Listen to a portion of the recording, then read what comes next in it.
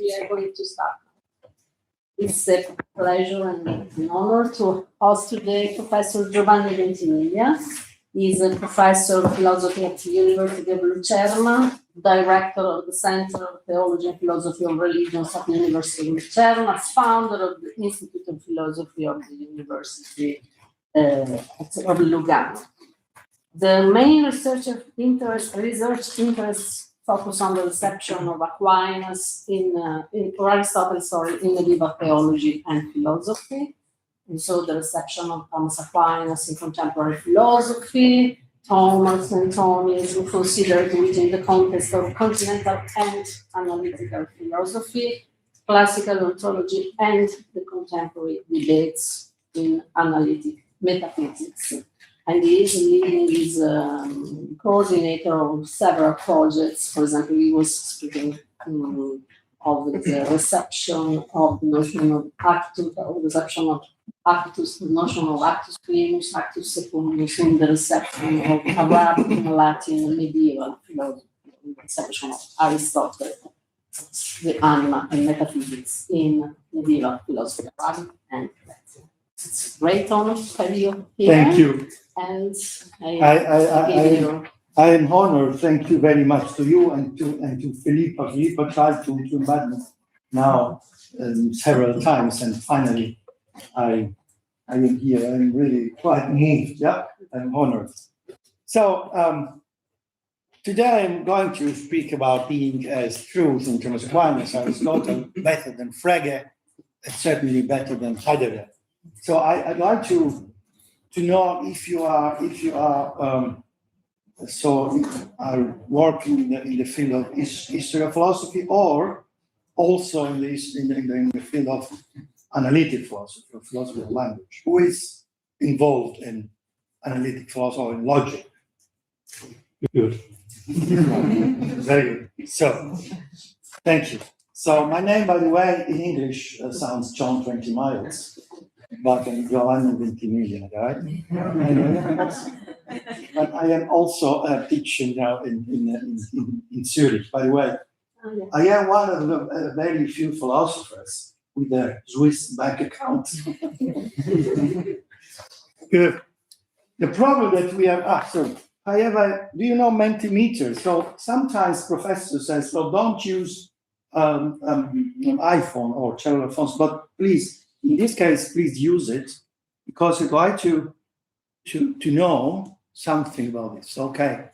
So can you have a look at this? This is you have to use it, or to go to menti.com, and you can the numbers. This one 813 exactly 813-47006. And the question is, do you think that, according to Thomas Aquinas, truth is a property of things or of propositions? Right? So, my concern is now to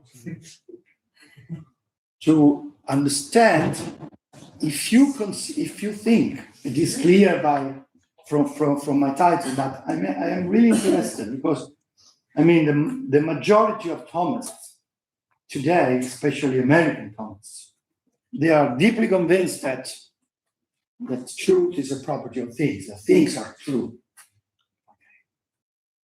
Because one thing is the philosophy of language, where people are talking about talk, but another thing is the objectivity of Thomas Aquinas metaphysics, which is solid and has to be just with thinkers. Okay? So, is truth, according to Thomas Aquinas, a property of things or of propositions? Yes, it's very easy to answer proposition, since my title, unfortunately, it was already clear. But okay, I'm interested in knowing what you think. Are we just 14 people? No, 17. So if you want, you can vote. So the winner is propositions. Then, second, the second question is the following: should we distinguish between an historically situated Aquinas or a historical philosophical Aquinas, and on the other side, a theoretical? What I mean with this is the following. There is a debate in every department of philosophy. There are so-called historians of philosophy who compare Thomas Aquinas or an author of the past with his or her own sources. So the library of Thomas Aquinas, so situating or trying to understand Thomas Aquinas in his own context. And these are the so-called historians of philosophy, of ancient philosophy, medieval philosophy. And on the other hand, there are those who, according to Pasquale Porro, are those who are doing just theoretical philosophy. That means comparing Thomas Aquinas to authors or or with other authors, contemporary authors, Heidegger, Frege, Kant. These are called theoretical Thomists, so to speak. Now, my question to you is the following one. Do you think that there is a possibility to read, Aristotle, Thomas Aquinas, or Kant, or whoever, from the historical perspective?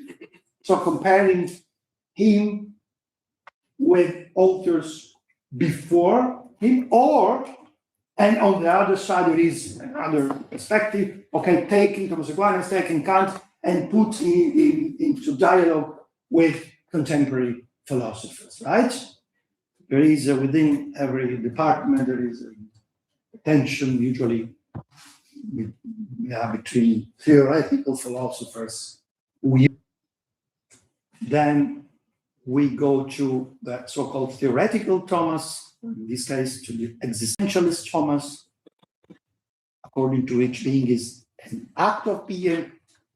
Then we go to the so-called analytical or analytic Fregean Thomas, because there is also a Wittgensteinian Thomas, who is also very interesting, by the way. But in this case, I will not speak about it.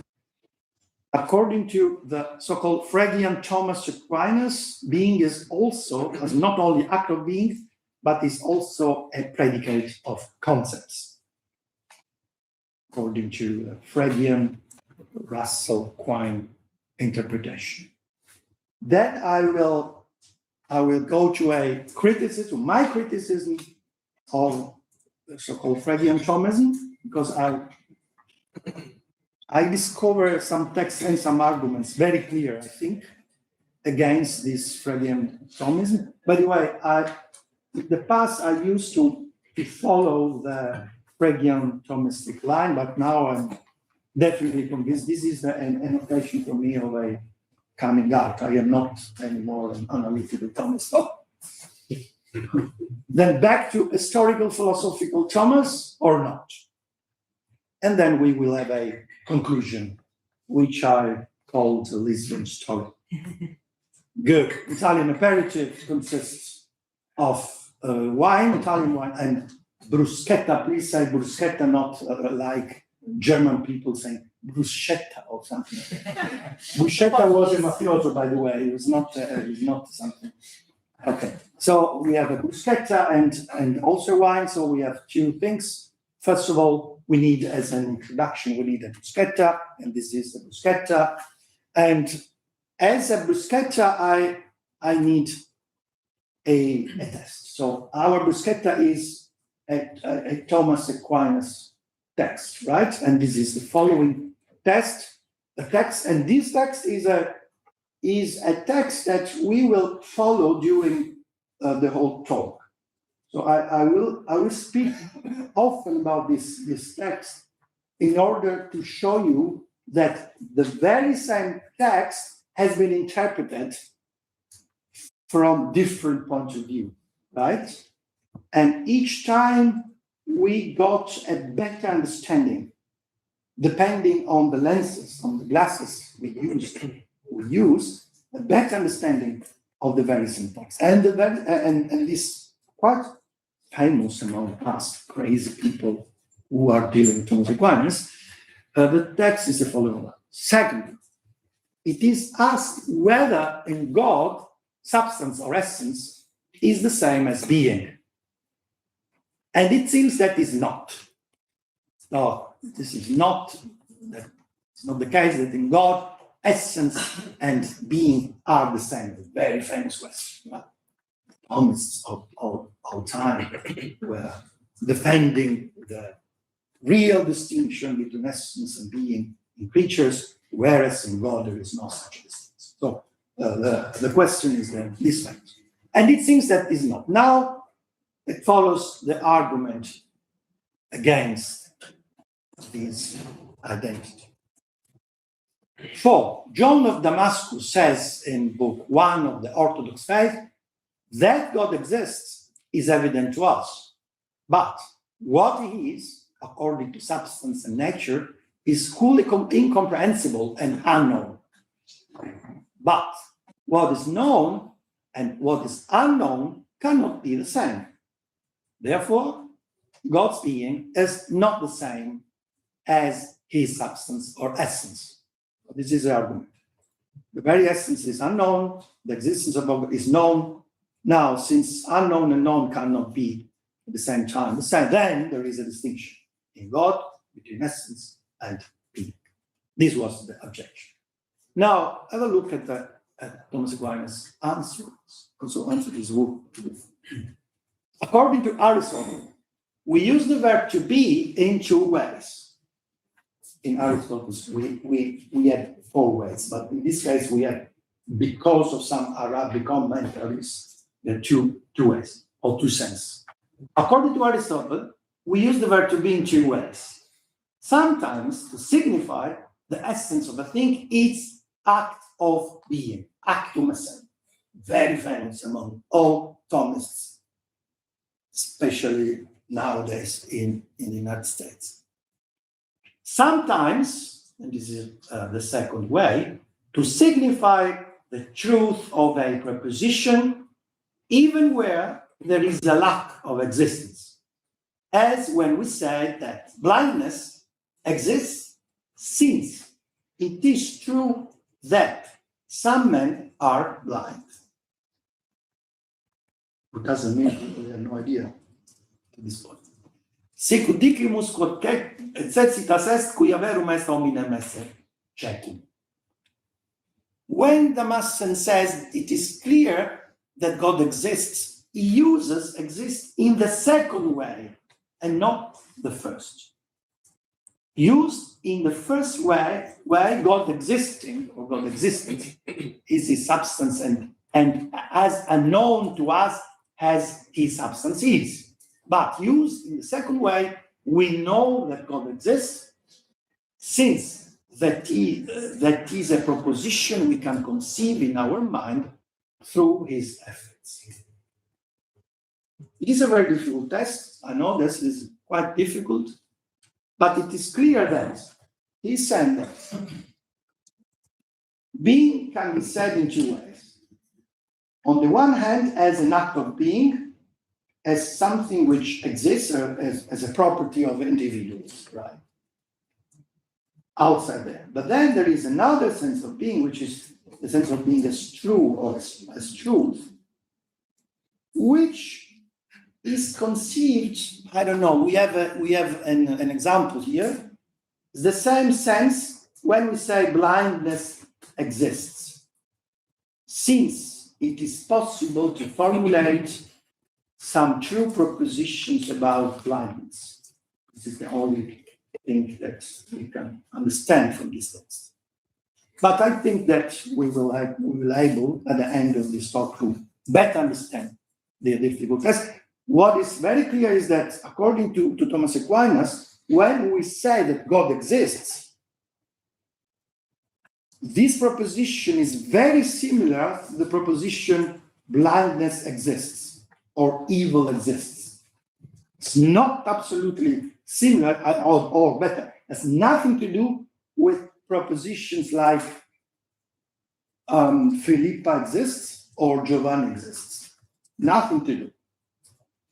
But in the case of Philippa, and I hope also in my case, being is a property of individuals, But when we say that God exists, Thomas Aquinas says, this has nothing to do with the very being of that individual. Why? Because we don't know either God's essence nor God's existence, God's act of being, which is a revolution, by the way, if we think at some Thomists like Gyula Klima, for example. Okay, now this is the Latin text. This is a Latin text. I assure you that I translated this. Now we need a wine. We had a bruschetta. Now we need a wine because just with the bruschetta we cannot have an aperitif. So we need a wine. And I propose you a Sicilian wine because I am from Sicily. So sorry for not having chosen a Portuguese wine, but in this case, I really need a Sicilian wine. Regaleado, not Sedona. Now, the wine in this case is not the text, is a tool, is a conceptual tool, right? Both text and tools, or logical tools, are absolutely fundamental for better understanding what is at stake. So, the tool is a very simple one. We need some linguistic examples. First being this one, for example, and is uncorruptible. By the way, I know Anne, and I know that she is really incorruptible. Then, second, incorruptibility among politicians or among Italian politicians. I think that here everyone's perfectly incorruptible. Incorruptibility among Italian politicians is rare. Now, what's the difference between the first proposition and the second proposition? It's very clear. In the first case, we have a property of, we are predicating something of an individual who is Anna. And in the second case, you see that the predicate of the first proposition became the subject of the second proposition, right? So in the second case, we are predicating something not anymore of an individual, but of an universal concept, right? Incorruptibility. So we can speak about either individuals or we can say something about universal notions, right? For example, incorruptibility. Do we have another possibility? Do we have another possibility that there is a third option, so to speak, between speaking about individuals and speaking about concepts? What do you think? What do you think about? Do we have a third possibility or not? Yes, we have.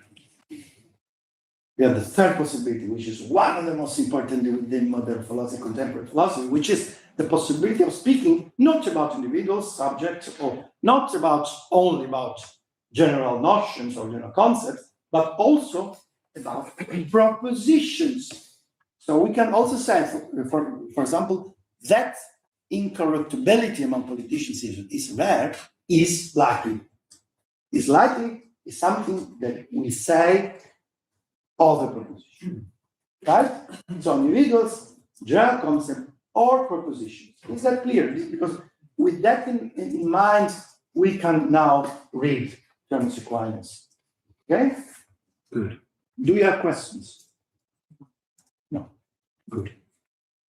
Now, historical philosophical Thomas versus theoretical Thomas. So there is really now a gap. Okay, I take the very same text now, the Potentia, which I previously read.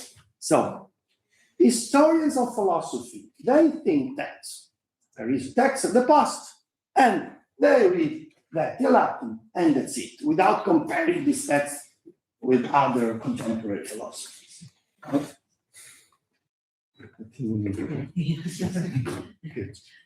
Okay, and they think that, on the other hand, theoretical philosophers, when they read texts of the past, they really don't understand anything because they don't have the historical method. So the situation, from their point of view, is this one. So with the lenses of Kant or Heidegger or I don't know, through these lenses of contemporary philosophers, they don't understand anything. That is what usually historians of philosophy think about theoretical terms or theoretical.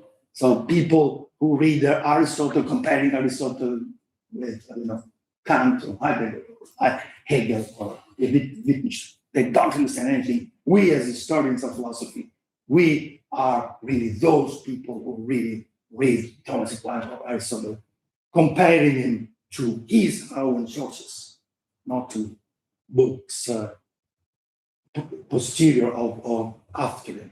By the way, my last book, he has a title, Aquinas after Frege.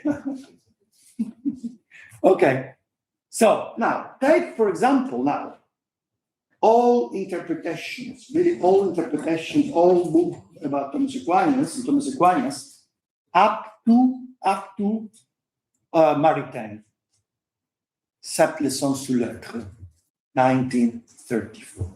So up to this point, you cannot find any interpretation, even any interpretation or any quotation of that text I quoted, of the De Potentia. So that situation, De Potentia, was this one. So this text was never quoted, even quoted. What does it mean? That means that if I use some neo-Thomistic lenses, sorry, this is not Armani, this is neo-Thomism, okay? Neo-Thomism lens, you can't the situation was that one, right? Nobody even quoted this very important passage I read, right? By the way, this is important. Why is important, this passage? Because Thomas Aquinas is distinguishing between the two ways or two senses of being. And you have to know that the second sense of being, the sense of being as it's true, is absolutely central, important for understanding the very nature of evil, the very nature of Jesus Christ, the very nature of God's relations, the very nature of truth. So it is not something secondary. This is very important. So how is it possible that those Thomists completely ignored this very important, not only this text, but all the parallel texts about the very same topic? So sorry, but I think that this is a proof that we need something more than the pure analysis, historical philosophical analysis, right? So, Thomas the existentialist. So now, take for example Jacques Maritain. I read some passages, okay, from some Thomists, very clearly influenced by Kierkegaard and also Martin Heidegger. By the way, Etienne Gilson, when Etienne Gilson met personally Martin Heidegger, he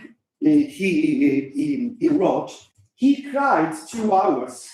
No. So he cried because he was so happy, so enthusiastic, because he felt that our interpretation of Thomas Aquinas was perfectly fitting Heidegger's philosophy. But by the way, Heidegger's already influenced him. So now, Jacques Maritain, for example. Sorry, it is not very clear, but Jacques Maritain, believe that the central intuition of which Kierkegaard's existentialism lived was, in the last analysis, the same as that which lies at the heart of Thomism. We refer to the intuition of the absolutely singular value and the primacy of the act of being, the existentia ut exercita. Carlo Boyer wrote, which is quite important historically, because that was the introduction to the proceedings of the week of studies of the Pontifical Academy of St. Thomas Aquinas in April 1947, which is an official situation. And he said, existentialism has made us more aware of the riches of our great doctors, and especially of the common doctors of Thomas Thomas Aquinas. Fabro was crazy, obviously. The Thomistic conception is the only one to escape Heidegger's critique of essentialism.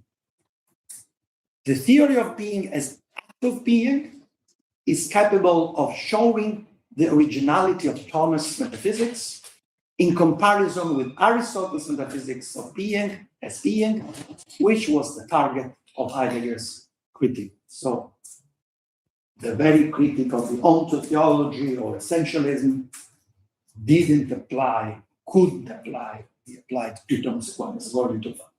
So Heidegger was in the background, right? And finally, HPHIL Exodus establishes the principle upon which the whole of Christian philosophy will henceforth depend. From this moment, it is understood once and for all that being is the proper name of God. There is but one God, and this God is being. Such is the cornerstone of the whole of Christian philosophy. And it was led not by Plato, not even by Aristotle, but by Moses. Metaphysics of Exodus. That means that according to the ancient song, God is being, and being, what is being? Being is act of being, definitely, without any doubt. Despite at least 18 texts of Thomas Aquinas very clearly against this interpretation. So now, that means that. Do you remember the text we read at the beginning? That means that the ancient song of that very text read only a part. According to Aristotle, he used the verb to be to signify its act of being. Schlussfertig. And this is what he wrote. This is not my interpretation. He wrote, we eliminate the sense of being as truth, which does not concern real being unless underlying. That's it. So he explicitly declared that the second sense of being was completely not useful. Right? So at least we had something, an advantage, because at least, thanks to existentialism, we were able to at least read a part of that text. So the situation was better, no? Because with neo-Thomistic lenses, they couldn't understand anything. Thanks to Heidegger, at least, we started focusing on a part of the text, at least. And this is what you saw himself wrote. Okay. Questions so far? Is that clear? No? Okay. Because philosophy is already very difficult, so I don't want to make it more difficult. It's already. Now, analytical Thomas, or better, Fregean Thomas, because it exists also a bit Wittgensteinian Thomas. By the way, the label Fregean Thomism has been identified and proposed by this American philosopher called John 20 Miles. So these are some important texts. We have also a birthday of this line, and this birthday was on the 9th of May 1955 at the Aristotelian Society of London. Peter Geach read the paper entitled Form and Existence, later published into the Proceedings of the Society. So this is really there is a day, or a kind of really bad day, because this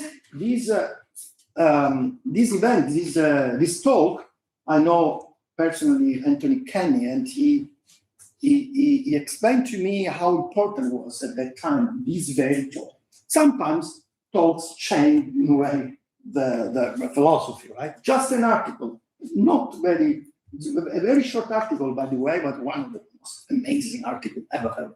Not only from the point of view of Thomas Aquinas' interpretation, but also from the point of view of analytic metaphysics. So this is another text, Aquinas, by Anthony Kenny, then Alejandro Llano. You may know. Do you know Alejandro Llano, son? No, okay. Alejandro Llano was rector in Pamplona. Okay. And then Llano again, and then Kenny again. By the way, I translated into Italian Aquinas on Being, where Anthony Kenny criticizes Thomas Aquinas, very strong. And Llano again, then 20 miles, and Kenny, and 20 miles again. Okay. Back to Aquinas' text, right? Now, very simple text. Please, in this case, since they were clearly and explicitly influenced by Gottlob Frege, Peter Geach, Anthony Kenny, Alejandro Llano, and also myself for a while, we were astonished and very impressed by some passages of this very text, especially when it comes to this example, as when we say that blindness exists, since it is true that some men are blind, which is honing for some analytic philosophers, because to reformulate blindness exists in terms of someone is blind sounds like, wow, like existential quantifier, right? This is existential quantifier.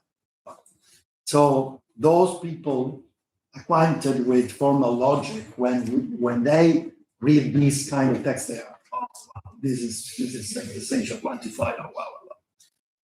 So, and this was the reason why the Fregean Thomas, being as a predicate of concept, for the first time, Peter Geach, by the way, Peter Geach edited and also translated some Frege's articles into English. It's not one interpreters of Frege. So this is what Peter Geach wrote.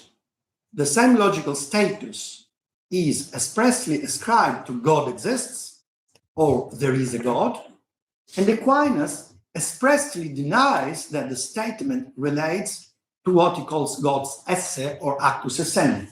We read it already, right? This most important negative indication as to how we must understand the term esse has often been overlooked. In God exists, we are not predicating something of God, but predicating the term God itself. God exists means something or other is God. May I try to explain to you this? Okay, this is Peter Geach. By the way, this is Alejandro Llano, but I think he's following Peter Geach, okay? We don't need to read it, okay? Because he says clearly that in the second case, in the case of being as true, we have to do with the predicate of concepts, not with the predicate of individuals. Let me explain to you everything with some examples. Do you remember, An is incorruptible.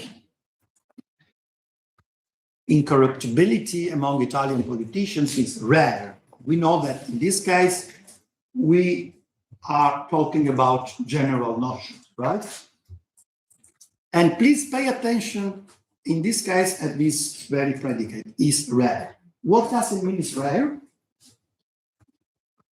In contemporary terms means the property being incorruptible is instantiated or is exemplified a number of times that is not particularly high, right? It's rare means the property being incorruptible is exemplified not that much, okay? Right. Now, according to this Fregean interpretation of the deepest truth, we have, for example, incorruptibility exists, right? Now, incorruptibility exists is very similar. It's the very same logical status as incorruptibility is rare. It is just more precise. It's just more precise. Why? Because in this case, means a property being incorruptible is exemplified a number of times greater than zero. So here we have exemplified a number of times that it's not particularly high. Now it is more precise, more than 0. But it's very similar. In both cases, we are not speaking about individuals. We are speaking about general notions, about concepts. Can you see that incorruptibility is rare? It's very similar to incorruptibility exists. With the only difference that in this case, you are more precise, more than 0. But in both cases, you are speaking about notion. In other words, at least someone is incorruptible. We know from a logic, God exists, according to Peter Geach, Kenny and Alejandro Llano, means something like the property being God. In this case, God is not enough because it's a property, is an adjective. The property being God is exemplified more than 0 times. That's it. This is Peter Geach interpreted the Fregean interpretation of those texts, right? Because Thomas Aquinas is saying blindness exists means someone is blind. So very similar to what Frege would have said, yeah? In other words, at least someone is God, or at least someone is blind, at least someone is evil. Okay? Good. So it is clear that in this interpretation, existence, at least in a certain sense, is a property of concepts. Being as true is a property of concepts. Right. At least we have this situation. We have now something more. Thanks to existentialism, we were able at least to focus on some passages of this very text.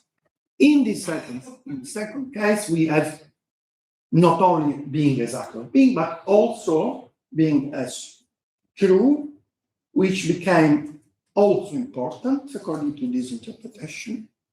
But, as you see, this is already blank, because they were focusing just on the very example, blind that exists means someone is blind, but something is still, according to me, missing. What is missing? Do you remember that? What is missing? It's missing that. It is completely missing the. By the way, I will send you this PowerPoint presentation. It is missing this to see the truth of a proposition. Since it is true that some men are blind. I mean, they really, Geach, Kenny, and Llano, reduced the sense of being as truth as to the existential quantifier, as if being as truth were a predicate of concepts.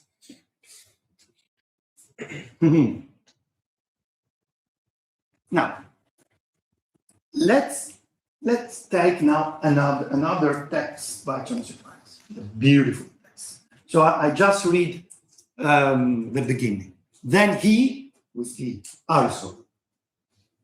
Then he gives, this is a commentary on the book 5 of metaphysics, okay? By the way, on this very text, in Switzerland, I got 1 million Swiss francs. Incredible. So, and I could build an incredible research team with Marta Borgo, Jacopo Costa, and Mostafa Najafi, and Farina, examining the very reception of this text into Arabic and Latin medieval traditions, right? So we know this text by heart in a way. Then Aristotle gives another sense in which the term being is used, in as much as the terms being and is signified the composition of a proposition, which the intellect makes when it combines and separates. Now he's speaking about being as true or as true. He says, Aristotle says, that being signifies the truth of a thing. So truth as a property of things. Or, as another translation better expresses it, being signifies that some statement is true. Can you see the difference? He's saying there is another better translation, according to which being is not a property of things, but signifies that some statement is true. So true is a property of propositions. And this is already in Aristotle, by the way. He's just commenting on Aristotle. Can you see the difference? Now, this is the Latin text, believe me. Now, back to our truth, logical truth. Can you understand now where is the difference? It is a huge difference between Geach and Kenny interpretation and what Thomas Aquinas is now saying. Right. Incorruptible, okay. This is a predicate. First of all, the predicate, we speak about individual. Then we have incorruptibility, is rare. In this case, we have a predicate of a concept, but we also have the possibility, as I said at the beginning, we have as human beings the possibility to speak not just about individuals, not just about general concepts, but also about propositions. And this is the case of truth. That incorruptibility among politicians is rare, is true. So it's true. The subject of this proposition is a proposition. Incorruptibility is rare, is true. So we are speaking about a proposition very clearly. And this is exactly what Thomas Aquinas said. Exactly that. So Thomas being as true is not a variant of being, like Peter Geach and Anthony Kenny maintained, but is a predicate also, but is an example of C, that is a predicate of proposition. This is very clear. So I am not agreeing. I contest really the interpretation by Geach and Kenny. We had a lot of discussions with Anthony Kenny, and at the end he thinks that if you interpret this being as true in terms of predicates of concept, then you completely confuse this with this. In this case, you are speaking about concept, but he was speaking about propositions. Geach, Kenny, and Llano confuse the predicate whose subject is a concept with the predicate whose subject is a proposition, because this is the case of truth. Now,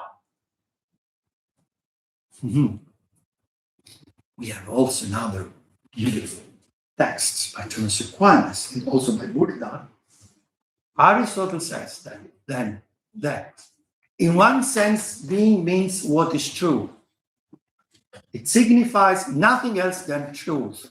For, this is unbelievably interesting. For, when we ask if man is an animal, we answer is.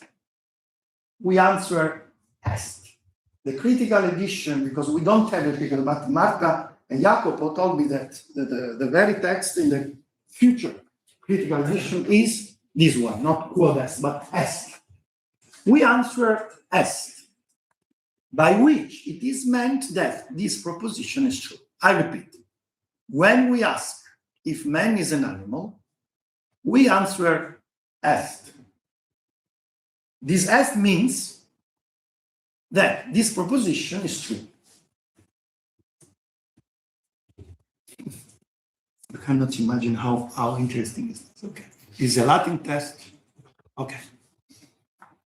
We have another text following the very Thomas Aquinas commentary by Buridanus. This is an unpublished manuscript, where Buridano, following and explaining better Thomas Aquinas' commentary on Aristotle says. Hence, the Greeks used to say that a true proposition is, and a false proposition is not. And so this usage was more common among the Greeks than among us. Hence, when it is asked, is man an animal? The very same example by Thomas Aquinas, yeah? When it is asked, is man an animal? It is answered, quod sic. Quod sic, how to translate it? It is so, or that is the case, or yes. If it is false, you say it is not so. And thus, to be so, esse ita, and to be not so, non esse ita, are said of a proposition. This is incredible. So this is Latin. Okay. Example. Anna states, man is an animal. Okay? Where is, in this case, is a copula, right? Okay. Then, Paula asks, is man really an animal? This is really, I don't like this really. I would say in Italian, veramente. How do you say in Portuguese? Verdadeiramente. Sorry? Verdadeiramente. Verdadeiramente, exactly. Really is nothing, and doesn't have the same sense. Or in Latin, vere. Is man veramente, de verdad, or veramente an animal? Okay? So, she said, man is an animal. Are you kidding me? Are you sure? Is man really an animal? Well, yeah. And then the answer is that a man or man is an animal is true. So if the first question is put into question, then we are forced to reveal the assertive force, what Frege called the assertive force. So this question is not about the man, but is about the truth of the first proposition. We are not anymore speaking, but when she asks, is man really an animal? She's asking her, are you serious? Do you speak really veramente? Are you kidding me or not? Right? So I'm replying that a man is an animal is true, or that a man is an animal is. And the second is has nothing to do with the copula. You can also eliminate the copula as Frege did, but you have to maintain this because this corresponds to something which Frege, even Frege knew, that is to say the assertion sign. Or simply as beautiful. I think since we discovered this text in our research group, we used to not anymore to use si or yes or ja, which is horrible. We used to just say est. Just among us is a kind of jargon among us. Est. Or si or sin. Right? Nothing to do with doch. Doch is terrible. Okay, yes, indeed. In the attack. You can say in the attack or indeed, but okay. So C means what you said, or better. C means what I previously said is true. You can't imagine the consequences. For example, for examining fake news. Fake news is a statement that if it is put in question, the author is not really able to say yes, because this yes is said not only with the intellect, but also with the will. So you are responsible.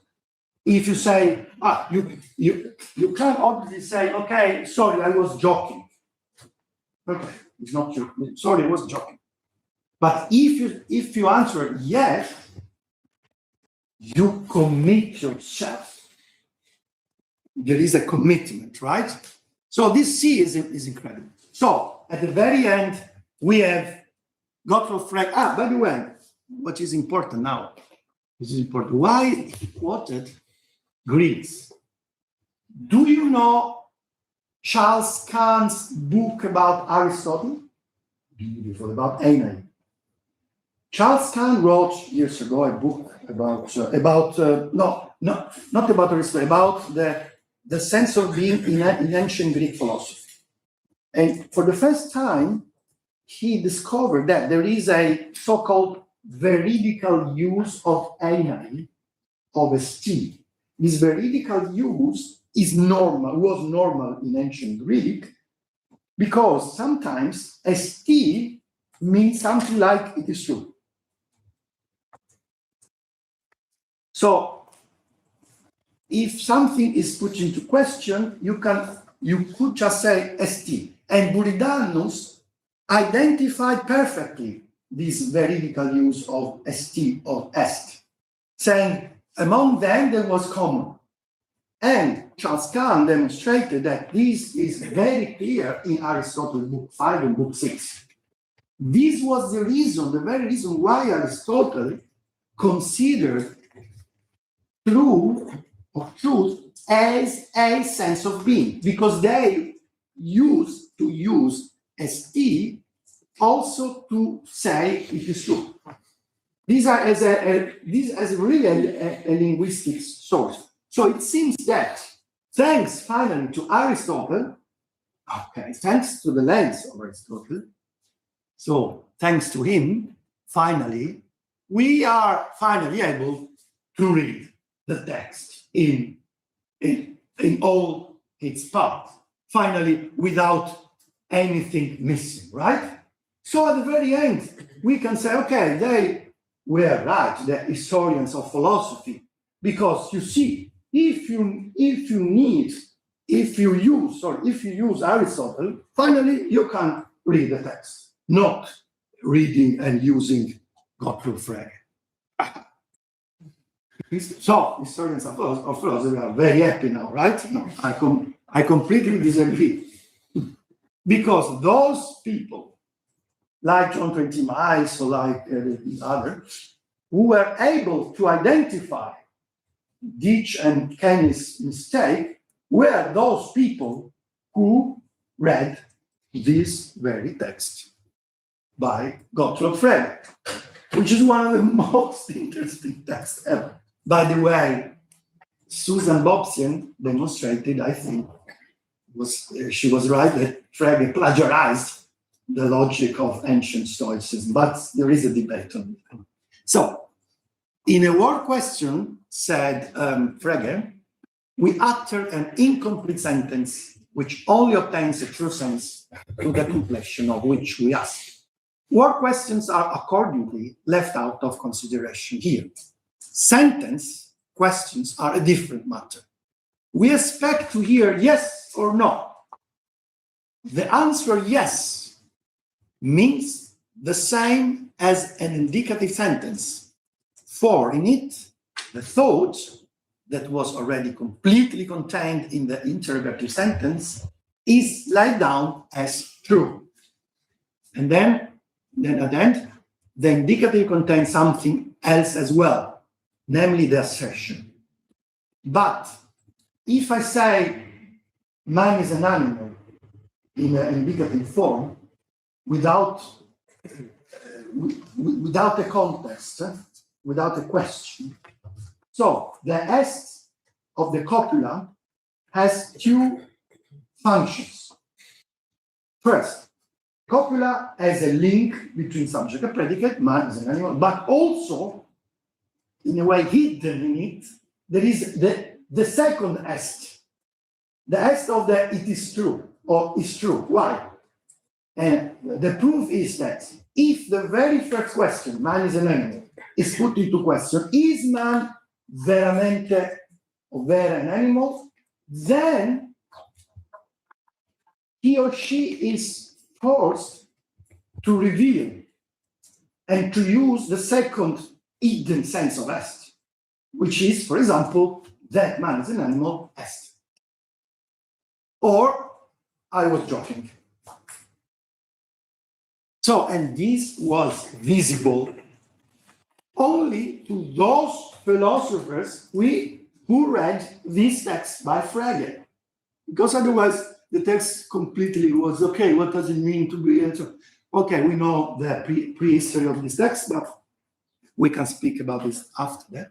So, I think that we are able to read the whole very text, not thanks to Aristotle, but thanks to Frege's assertion sign. I will explain that briefly, because Frege knew the assertoric force, and he invented even a sign, the assertion sign. Unfortunately, for me and for other Fregean scholars, he then abandoned this assertion sign, which is not a logical function. But okay, but it is important that thanks to the very notion of assertion, we are able to read this text, and obviously to rediscover the importance of Aristotle as a source of that very important source of Thomas Aquinas. By the way, Crivelli wrote a beautiful book on Aristotle's truth, maintaining that according to Aristotle, truth is surely a property of propositions and not a property of things. Now, what doesn't mean is that we are talking about proposition, not about reality. No. Okay, the situation is this one. Methodologically, the illusion to read text without any glasses is really anyways. Please read Gadamer, Wahrheit und Methode. Truth and method. Definitely. So Aufklärung, Illuminism has been definitely demolished. So we need glasses. Now, thanks to neo-Thomistic glasses, we were not able to even quote these very important passages. Thanks to existentialism, we were able to at least read a part of this text.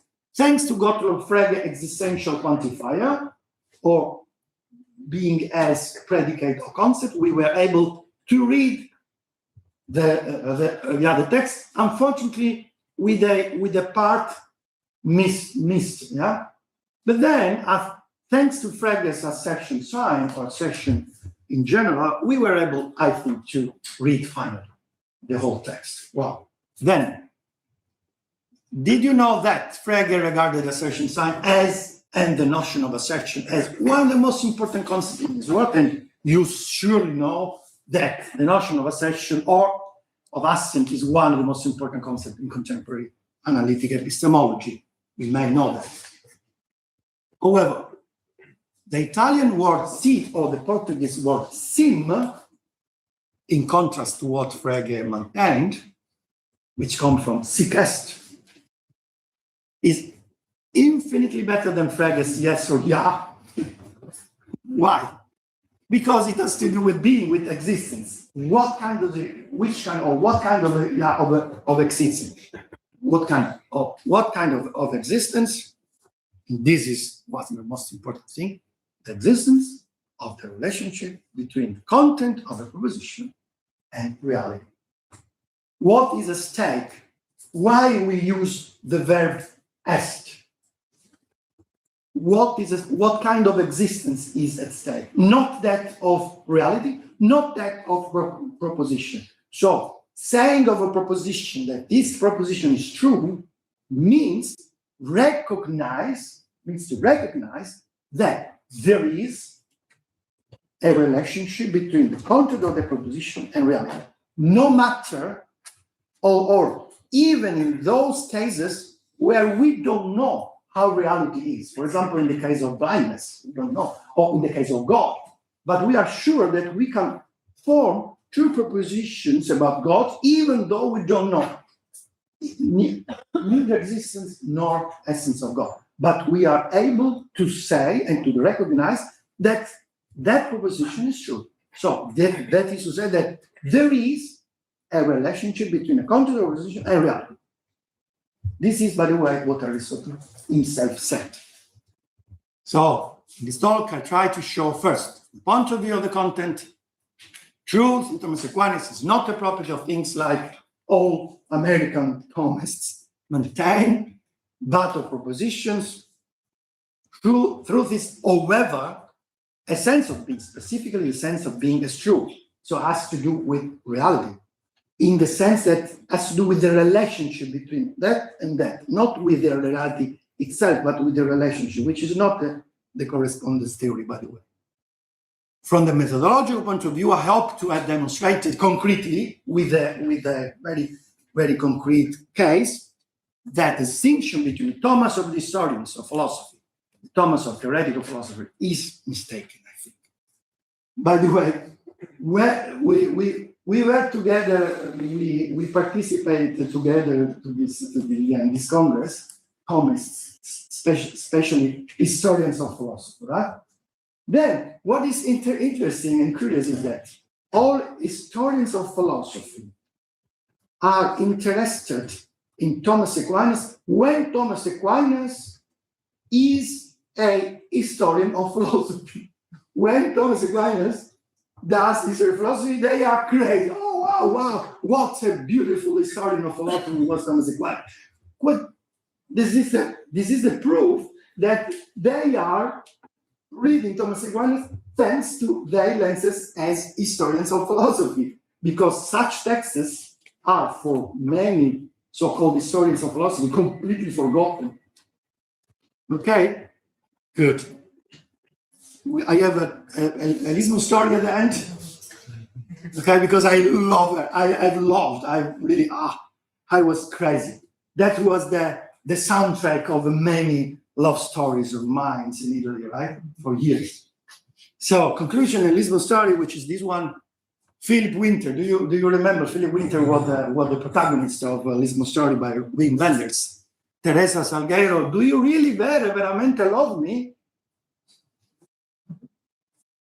Philip Winter, sim, nothing to do with indeed or doch or ja, which means that I love you is true, or that I love you really, or better, veramente, or verdaderamente is or est. By the way, verdaderamente I think is an adverb of est in this case, right? Which means it exists a relation between the proposition I love you and reality. So thank you for your very kind attention.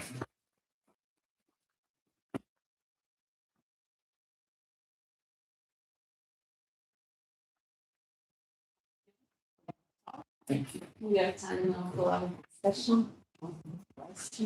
Guillermo. Okay, thank you, Lydia.